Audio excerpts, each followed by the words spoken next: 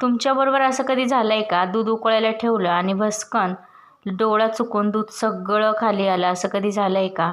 तर माझ्याबरोबर असंच झालेलं आहे. आज सकाळी सकाळी छान दूध उकळण्यासाठी ठेवलेलं होतं आणि डोळा चुकीने फक्त दुधाकडे न बघता समोर बघायला गेले, तेवढ्यात एकदम फस फस फस फस सगळं दूध खाली आलेलं आहे. बघा तुम्ही, ज्या दिवशी आपण बोलतो नाही की आज लवकर आवरायला पाहिजे, त्या दिवशीच नेमकी असा काहीतरी गोंधळ होऊन बसतो.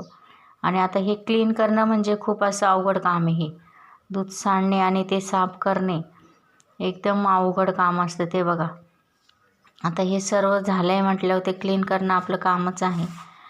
तर बघा किती दूध सांडलेलं आहे सर्व बाजूने, खालून सुद्धा शेगडीच्या आलेलं आहे, कारण की एवढं एकदमच पातेलं भरेल असल्यामुळं ते फसफस उतू आलेलं आहे. आणि अशा पद्धतीने हे सर्व क्लीन करण्यामध्येच खूप वेळ निघून गेलेला आहे.